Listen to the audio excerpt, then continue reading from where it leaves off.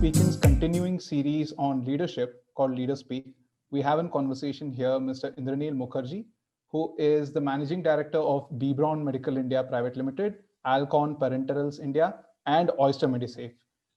He is a dedicated and accomplished leader with a great depth of sales, marketing, and business development experience at the global, regional, and local levels for more than 2 decades in the healthcare industry. He is currently managing Bebron's hospital care, outpatient market, and vascular portfolios. So I'd like to extend a very warm welcome to you, Indranil. Thank you, Arjun. And in fact, it's not only about those three divisions. So I have the opportunity and privilege to manage all the divisions and, in fact, all the group organizations of Bebron in India. Yeah. It's wonderful to have you with us, Indranil. Thank you. So Yeah. I'd like to jump right into the thick of it. You've been an industry and thought leader for more than 2 decades now. So I'm going to have to ask you, how would you define leadership, and can you take us through your journey and some lessons that you've picked up along the way? Right. So I think, yes, what's true is in terms of having had an experience and gaining some knowledge and wisdom over the years for close to now, it could be close to 3 decades now, but yeah, 2 decades plus, not always as a leader. So I've started my journey from the grassroots as a medical rep. And those were the early days in 90s when I started off. And thereafter, I had the good fortune also of growing personally and professionally. I mean, my role took me through different, functions within the organization. Obviously, starting from sales, moving into marketing, business development, operations, and also had the ability to manage this not only locally in India, but also the global headquarters and regional headquarters later. So it's been about 3 years back since I moved back to India, and now having this opportunity, of driving the Bebron business across all the group entities in India. What is leadership is, of course, I don't think there is any one definition to it. It is leadership is something very contextual. So how I look at it is simply essentially it is about it's about influencing others, especially influencing a team to achieve a common goal, um, uh, which is aligned to the true north or to the purpose of the organization. So that's what leadership gives you that ability to drive the team, to motivate them, to direct all resources, but principally at the core of it, it's all about people. And leadership is definitely very contextual. It's very behavioral. So it depends on the situation as well. When you can have different roles, you can either be a coach, you can be a mentor. Sometimes you have to lead from the front. So it is all depending in terms of what is the context and which kind of role fits best in terms of the situation. So the word leadership itself is all about adaptability to different situations, and then seeing what best fits in terms of marshaling all these resources to achieve that goal. True, true. What are the few lessons that you've learned? I'm sure that you must have had your fair share of knocks and surprises along your way. Yes, of course, yes. So first and foremost, I think about leadership, of course, again, as I said, it varies, but in my own personal experience, which I have gathered is, first and foremost is, I truly believe that, leadership is, it's not just about a title. It is definitely a privilege. It gives you that privilege of taking decisions. The buck stops at that door. It gives you that ability to take decisions, and they're using, of course, a combination of your aptitude, your knowledge that you've acquired, um, some wisdom that you might have over the way, and it is something which what one has to be adroit with is having a dual lens, so Right. kind of a bifocal, which means that you need to be able to have a long-term view, which is how you then are able to clearly, align everything in terms of the vision, also have a futuristic view so that you can prepare yourself as well as the organization for the future, fit for the future as we call it. But at the same time, it's also a mix of tactical as well. And there's a very thin line between managing and leading. So that's one of the first facets which I would say.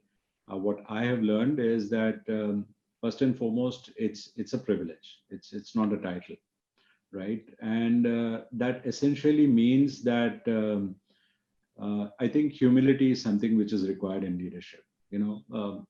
And I think the pandemic is the best example. So one is that we are living in an increasing VUCA world, and VUCA has acquired a completely new dimension in this pandemic. True. None of us had either the experience or knew. We all had business continuity plans and so on. But it would be a little bit foolhardy to say that all of us were, we could foresee this in advance. Of course, I mean, now and then periodically there are always some events which kind of force you to kind of adapt and be more agile. But a pandemic of this scale, the kind of disruption that happened and so on, that is what always again roots you back to humility, because Very true. it is not possible that you can know all. So I think that's the second facet which I have learned is, of course, to stay humble and never let that power get into your head, And I think that essentially is also what gives strength, because the moment you acknowledge that, you also know that it's not necessary that you will have the solution to all the problems, nor is it that you will be the end expert to go to, And expertise lies within the organization. Expertise can be outside. So breaking free of those inhibitions to seek for help when you don't have that solution ready at your end is one more facet of what leadership should be. The third thing which I have learned is as a leader is essentially connected to the same alphabet L, which is to be a good listener. And that's where, the five senses that we have. Listening is not only about talking and not only about listening through the ears. Listening is also about seeing. So as a leader, it's very important to listen, actively listen, and absorb, reflect. And, collective wisdom is good. And then decisions are taken by the leader. So there you can't shirk responsibility, and you can't have a devolved decision making. But essentially you take up that onus because you say that, okay, this is what best fits in. You do your own trade-offs and so on. You listen to everyone, and then you take that final call. So it's about active listening. And when you listen, when people see you, when your stakeholders, your peers, your colleagues, your customers, all stakeholders see that you are genuine in listening, then they also open up. So that would be the second facet, which I have also been thankful to many mentors in my professional journey as well as I've grown, that you really need to be a good listener. So that is what I would put next. The fourth point I would put is about it's about decision making and risk taking. So again, there's a lot of talk going about moving into data is the new oil and so on and so forth. And we have been talking about artificial intelligence. We have been talking about IOMT. We have been talking about machine learning, deep learning, and so on and so forth.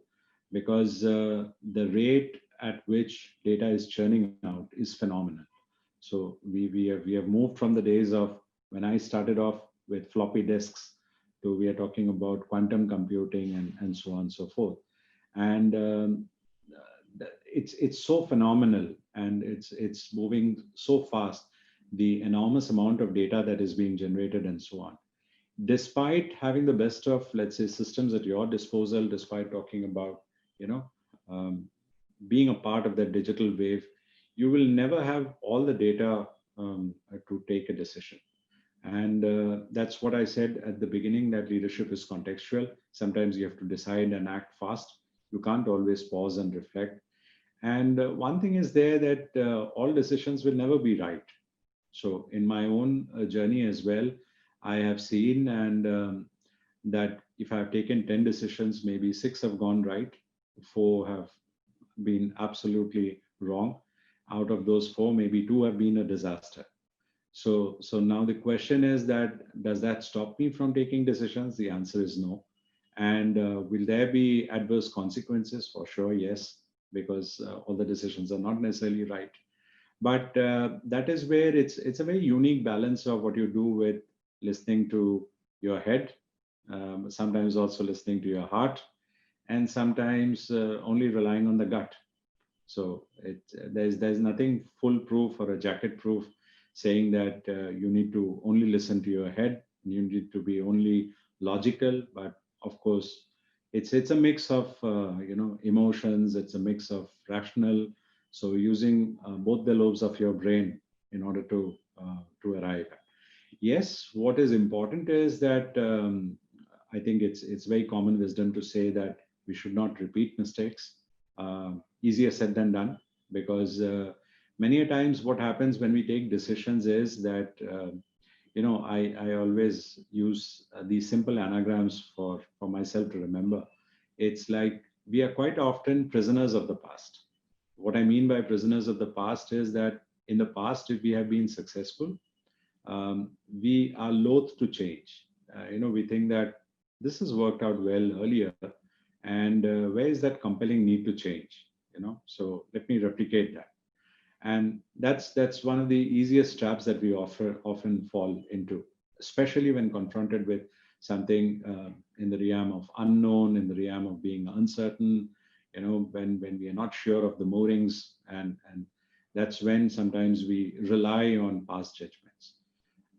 But it's not necessary that they will always be right. So yes, learning from failures is something which is definitely required. But does it always happen that you don't repeat mistakes? No. But do you need to bring down that incidence of failures as you go about? Yes. And that's where it also talks about your risk-taking appetite. So as a leader, as I said, when we are talking about decision making, and that not all decisions would be right, you cannot only yeah, wield a sword and just march and say that okay, no, that will again be something quite stupid and foolish actually. But you need to have a good risk taking appetite, and that inherently comes with how you balance your risks and how you take decisions. So at the end of it, it's always about trade-offs which you want to take. So that's another thing which I have learned over the years. So, and the last is, of course, in terms of what I say is when I started at the beginning, that what is leadership? And leadership is about marshaling all the resources, especially people, to align to the true north of an organization or the real purpose. Then the another thing is that as leaders, people also look up to you. So somewhere you kind of fit in as a role model. Now, as a role model, it's also something not always possible to be an ideal role model, because perceptions vary across people. But yes, you do become conscious of that fact. It's something like a duck swimming in water. So when you look at a duck swimming in the water, on the surface, the duck appears to be very calm, composed, and looks majestic. When you look at a swan, you try to admire, appreciate its beauty. But a swan is not still. It's very vigorously paddling beneath the water. And that is something also with leadership, because when I said that people look up to you, and the best example is this pandemic, with so much of disruption, with so much of change, uncertainty, and increasing VUCA, many a times you're all alone. And you're also skeptical, you're also trying to think, you're also worried, but at the same time you have to balance it in terms of how you project yourself. Because if people see you that you yourself are not confident, and you yourself have lost your self-belief, then obviously a little bit of a panic and chaos steps in. So over the years, I think, I mean, it's a learning journey. I always believe that nobody can be perfect. But if you just keep things simple, then, and if you just try to remember some of these very basics, they help you in terms of your journey to move ahead. Indranil, you've had a few gems of wisdom to give today, and I'm sure there are a lot of people who are aspiring leaders or current leaders trying to continue their journey in leadership. And you have talked about being a good listener, having a good sense of ownership, being able to take decisions, making mistakes but making them well.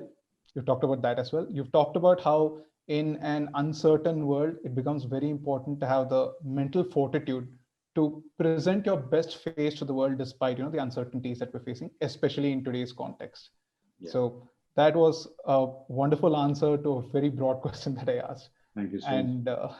And just to proceed, I know that you have a pulse on the healthcare industry today, and being in healthcare, you bear the mantle of responsibility for saving the world, basically.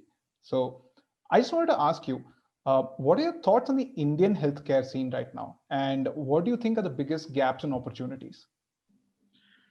So yeah, when it comes to healthcare in India, first and foremost is I think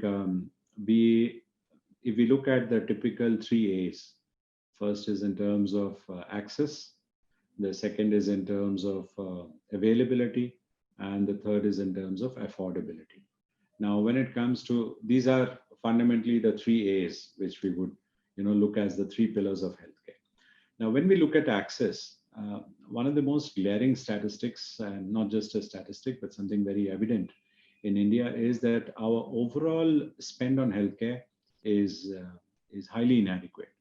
So we are way below any of the OECD average, and in fact, we are as low as about only spending 1.6% of the GDP in healthcare. Now, that's where I think the situation was also quite evident as the pandemic struck, because when you have that lower spend, that's one in terms of the overall healthcare. It definitely brings in challenges in terms of infrastructure. It brings in challenges, infrastructure in terms of where healthcare has to be delivered, the type of healthcare, the ownership pattern in terms of the service providers and how healthcare is delivered, and on and on. Now, with that, the second biggest challenge is when we are talking in terms, so all these statistics that we have there, whether it is in terms of doctor ratio, nurse ratio, overall healthcare workers, auxiliary workers. So in terms of healthcare personnel, compared to any of the OECD or even WHO averages, we are way behind. Yeah, so that definitely puts in a huge strain and a challenge. That's one. The second is that over the years, what has happened is that healthcare has largely been driven by the private sector, not so much on the public sector, because it's also looking in terms of the epidemiology of let's say, or the disease burden. So right after independence, and we had more of a, let's say, the disease burden was more towards communicable diseases. And that's where the government rightly intervened in terms of vaccination programs. And in fact, it focused a lot towards primary healthcare. So, trying to eradicate polio, working on tuberculosis, and working on a lot of leprosy, many other, such communicable diseases, vector-borne diseases. That's where malaria and so on and so forth. So the government tried to, focus and try to make, primary care robust. That's where the government focused on. It was not that the government was not present in secondary and tertiary, but what has happened is in tertiary, again, at the high end, you have something like an All India Institute of Medical Science. Of course, now it has branched out. We have many AIIMS which have sprung up all across the country. But AIIMS is something like, which is, the hallmark of what medical education and research can be. And over the years, then there were other like-worthy notable institutions like PGI in Chandigarh, SGPGI in Lucknow, Sri Chitra in Trivandrum, JIPMER Pondicherry, and so on. But for a country of a size of 1.3 billion, I mean, even if you count, they are a handful, not numbering, more than 10. And now, of course, many more aims are coming up and so on. So that's where the private sector significantly developed, and that's where corporatization happened in terms of tertiary healthcare. And we have the Fortis, the Apollos, the Max, the Medantas, and all these private big corporate chains, as well as notably reputed standalone hospitals taking up the bulk of tertiary care. So there has been a significant distortion in terms of public and private participation. The third aspect which has been in India is that while we, of course, have seen a migration to cities in search of better livelihoods and jobs, but in terms of the population, let's say we are still largely rural than urban. So 3/4 of the country is still in rural, and 1/4 is what we would call it urban. But when it comes to the healthcare infrastructure, it's exactly the reverse. So 3/4 of the infrastructure is in urban and only 1/4 is in rural. Now that also puts up a tremendous strain in terms of how the healthcare infrastructure is very skewed, be it in terms of infrastructure, hospitals, or where healthcare is served, or in terms of personnel, and so on and so forth. And that's where then, you always see a migration of people moving from rural to tier 2 towns, to tier 1 towns, to metros, trying to come for treatment. And that definitely then it has, of course, all the other consequences in terms of ability to treat, and consequently also the costs which are incurred. The fourth aspect, which is unique to India, is also that we have almost 2/3 of the country meeting healthcare expenses out of pocket. And a significantly, I mean, in India, everything is huge in terms of numbers. So, I mean, the unfortunate part is that, again, this is an old statistic. I don't remember off late what's it now, but close to about 50 to 60 million Indians slipping into poverty every year because of healthcare expenses, out of pocket healthcare. To a certain extent, things are changing. So, I mean, the government has taken note of that. By 2025, the government intends to increase it from to at least 2.5% of the GDP. I mean, still below OECD, still below many countries, but even that 1% increment in GDP is quite substantial. That should change. And I think with the pandemic, the government is working overfoot in terms of gearing up that infrastructure. So that's something which was inevitable. The question is, are we in a position to wait until 2025, or does that need to accelerate to somewhere about 21 or 22? That's the question. So that's something which is happening. Second is, I think, what Honorable Prime Minister launched, the Ayushman Bharat, program. It's the world's biggest universal healthcare program. So to cover almost about 500 million, people, and that's phenomenal.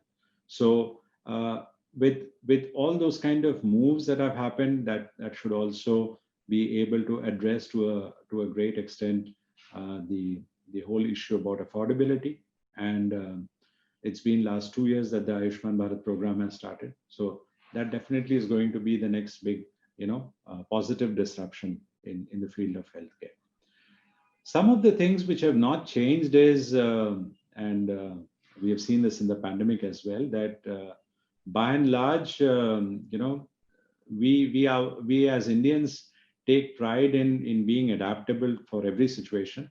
So what we call in Hindi as jugaad, that jugaad applies to every facet of life, including healthcare. That we will see it when it comes. Jab hoga tab dekhenge.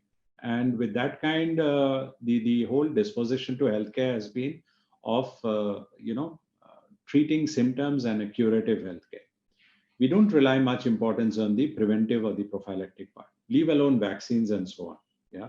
So, I mean, the best example is COVID, when we had one of the most strictest lockdowns, and when the country, virtually went into that lockdown, the first million cases took close to 3 months to surface. And then, of course, it had a significant impact on the economy. And then, obviously, as the government was trying to trade off, it started opening up the economy. as the economy started opening up, and obviously the authorities then kind of relaxed, assuming that we all will behave responsibly in terms of social distancing, you know, the basic hygiene etiquettes, washing our hands frequently, using disinfectant. Many of it has been thrown to the winds, you know, and that's where we then unfortunately also saw a significant spike. So from the second million to the third to the fourth to fifth, with every million, we were taking even less number of days to kind of reach, you know, from 21 days to 14 days to 10 days and so on, to a level where in September we were almost touching about 100,000 cases per day. And now, of course, it has come down. In the last 2 to 3 weeks, we have again seen a spike because of winter and pollution, especially in north and so on. But what I'm trying to say is that in general, when it comes to prevention, prophylaxis, doing at least a very basic minimal annual health checkup, these are things we are very shy of doing, you know. So that's where we say when it will happen, we will see. So when it comes to most of the chronic ailments, unfortunately, what happens is we don't detect them at an early stage. So most of these chronic ailments, be it cancer, be it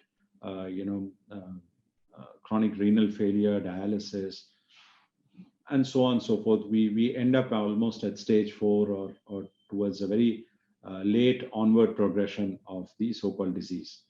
And I think that's where that should also change. The pandemic has, of course, triggered that kind of a greater self-awareness, health awareness, and the need to keep oneself healthy. So that old adage which we had in school, health is wealth. I mean, I think everyone during the pandemic realized that's very true. So these are also some very unique perspectives of how it is in our country. But hopefully, yeah, things will be changing. So this is how, I mean, in terms of the 3 A's, the FX, I mean, we can't really compare ourselves and try to say that would fit in best.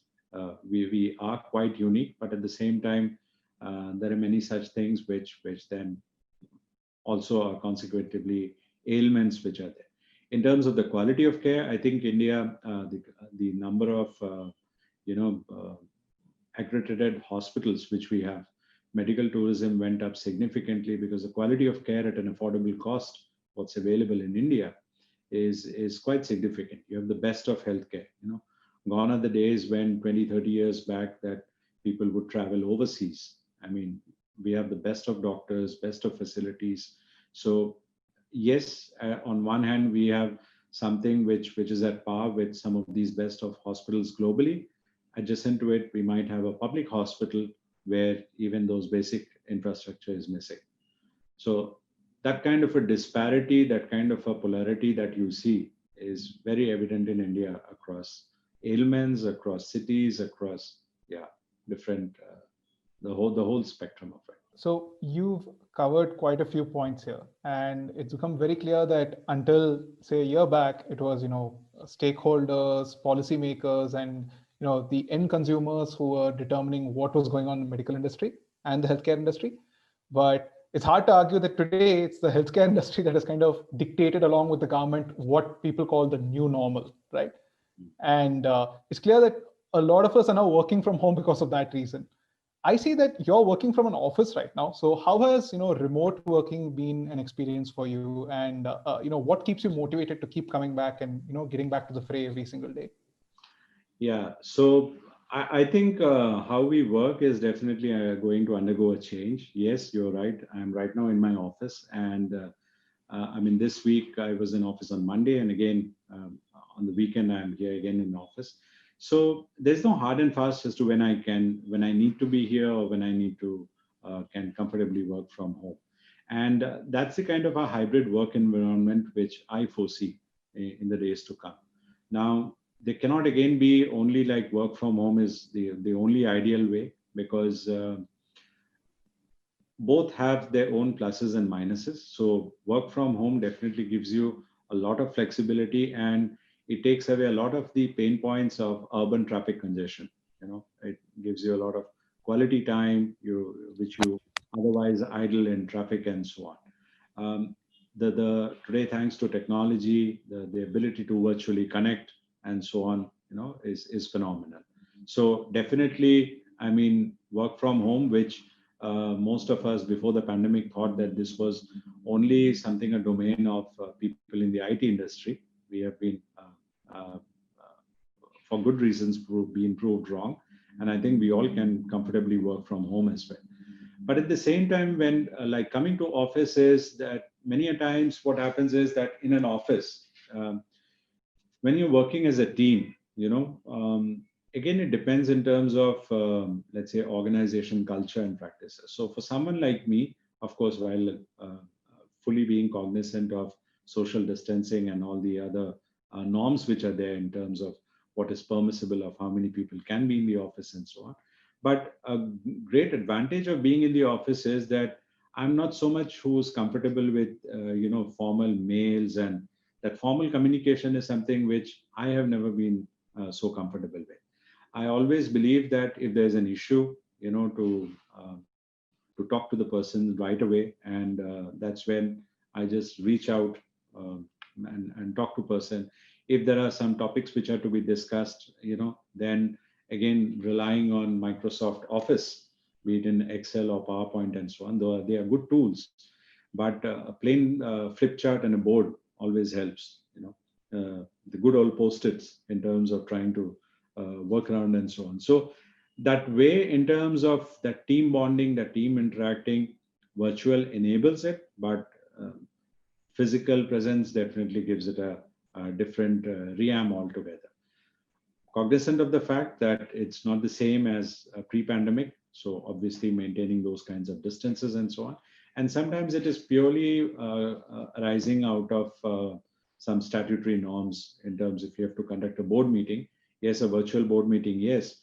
But when you're conducting a board meeting, then you cannot rely on your internet service provider to ensure that the internet is stable and reliable. You can't come up with an excuse, oh, I'm sorry, my network cranked out. Now, with the lease line in the office environment, that's where you would like, for example, that meeting to proceed smooth, so that you focus on the topic and the issue rather than at the back of your mind worrying about a network. So there are, I mean, it all depends on situation. So if the situation demands that you have to be in office, then be in the office. If you have to be at home and you're quite okay to be at home, then so be it. So I think moving along, that kind of a hybrid environment will definitely come in. The second is being in the healthcare space and of course meeting customers. So it's not always being, being in the kind of industry that we are in. It also means going and meeting customers. Meeting customers can't happen if you're sitting at home. So obviously you take all those precautions, and as and where hospital permits with its own safety protocols in place, you go and meet customers. You go and meet distributors and dealers. So that's what I said, that human angle, that human touch, that definitely helps. So yes, there is an effective WhatsApp, and there are many other messaging ways to stay connected, but it does not bring in that same kind of an affinity and a connect and a bonding which happens when you meet face to face. Many a times there are issues which have to be tackled, and as I said, being in this kind of position, sometimes someone wants to, you become the agony uncle, and someone wants to come and speak out, and that is not so effective virtually. That is more effective when you're meeting face to face and so on. So it is all dependent on the situation. I hope I've answered you. Absolutely, Indranil. I think most of us have the identical problems going on here, wherein I haven't met my teammate since the lockdown began, and most of us are connecting virtually. Right. And it becomes very difficult to convey certain nuances and emotions, which face to face things go much smoother in terms of working with each other. The only thing which has happened is that when the early days of the pandemic, when the work from home started, and most of us started appreciating, because otherwise in any typical metro city we spend a good amount of time, as I said, commuting to work. So the early days, everybody was saying, wow, this is incredible. I can spend some quality time and so on. But what has also happened is that work from home does not have any time boundaries.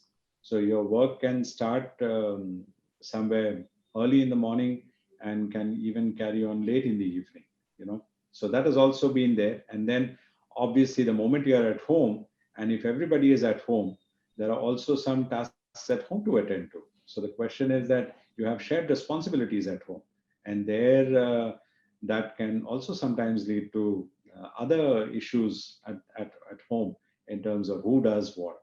So it's a kind of a mixed blessing in terms of how you want to look at it. And as I said, nothing is perfect. It all depends in terms of how you adapt and how you move forward. I'm sure that as we go forward and we look forward to a new year, there have already been breakthroughs in terms of vaccines being approved and people being immunized slowly. So I'm sure that with the help of the medical industry and our doctors and nurses who are fighting on the front lines, we're going to pull through, all of us together. Absolutely. So once we start focusing on getting things out there and getting the present fixed, we can start looking towards the future. So in the next decade, what do you think we can expect in terms of innovations, technologies, and developments in the healthcare sector in India and abroad? Right. So I think first and foremost is for India, the COVID-19 was something novel. But if you also see, there has been some kind of a pandemic which the world has been facing even earlier. SARS, MERS, and many other viral pandemics. Not at the scale of what COVID-19 has been, but it's not that the world has been completely immune to it. We were possibly immune to it, and that's where for us it has been unprecedented. But when you look at the Far East, when you look at many other countries, then of course they were familiar with. And that's also something which we need to bear in mind that once we tide over this pandemic with the vaccines and so on, that does not mean there won't be any other pandemics. Yeah. So it's a question of only when, right? So that definitely is there. I think that's a big fundamental that we definitely need to bear in mind. What I look forward in terms of how I see healthcare will change is obviously it brings back, and it should bring back, especially in our country in India, the focus in terms of preventive healthcare. Understanding that prophylaxis or prevention is better than cure definitely helps. So greater social health awareness is something not just on the cards, but I think that is definitely going to gain momentum. That's one. Second is where is healthcare delivered? And there, of course, I do anticipate that there might be change in terms of, let's say, insurance policies as well, because at the current moment, how the policies are also designed is that unless and until you have a 24-hour hospitalization, you may not effectively get reimbursed. But at the same time, the pandemic has also shown that it's not necessary that for each and everything you need to rush to a hospital. Yes, of course, the initial part of a screening and a diagnosis and so on can also effectively happen from home thanks to technology. So teleconsultations are not just an aberration or an exception. This is something which will definitely increase in the days to come. And also to a certain extent, the whole point of healthcare delivery at home is what I do anticipate that will gain momentum. I also see some definitely, I mean, when it comes to technology, and especially when it comes to IoT or IOMT, as we call it, healthcare as an industry has been the laggards, yeah, compared to automobiles and compared to many other sectors which have kind of leapfrogged. We are a little bit behind. But again, with this pandemic, this whole field of IOMT, connectivity, digitalization of health, the government there has taken this whole onus and initiative of the National Digital Initiative for Health. So that kind of a seamless transition in terms of, something from as basic as an EMR to consultation and monitoring a patient. So that definitely is also going to leapfrog in the days to come. using that technology in terms of artificial intelligence and machine learning or deep learning with algorithms in clinical decision making is also something that will help. So it will not just be limited to IBM Watson or only some other, let's say, tech initiatives that we have. We might see a flurry of those kind of programs, which will only enable, the next big disruption in terms of managing it better.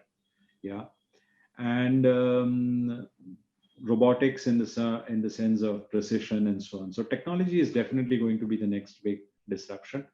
That technology in the whole way in terms of bringing together too much of complex things, the amount of data that is generated, how to make sense of the data, and using all that to improve effectiveness and efficiency of healthcare will definitely be one of the major disruptors. So that, second is where, that is home care. Third is what kind, preventive, and will gain more traction. These are definitely some changes which I see in terms of how healthcare is definitely. And yes, of course, the pace of change is going to be significantly fast. So it's no longer, how we would define change earlier, maybe 5 years, that window can significantly shorten. So in that next decade, by 2030 itself, we might see some quite significant changes. Yeah. So, really, it's very encouraging to know that the kind of disruptions that we're seeing in so many other sectors, including online and with AI, ML coming into the mix in terms of analytics and trying to get things done faster.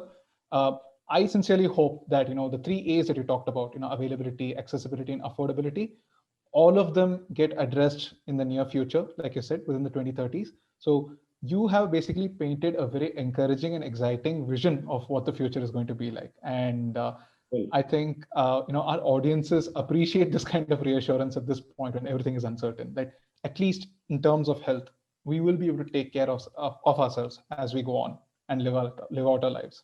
Yes, So, after every sunset, there has to be a sunrise. absolutely. Thank you so much, Indranil. It has been a very enlightening conversation today. And I'm sure that our audience is going to take quite a few takeaways from this conversation, in terms of leadership, in terms of illumination about the healthcare sector overall, and what the future can hold for us as well. Thank you so much for joining us today.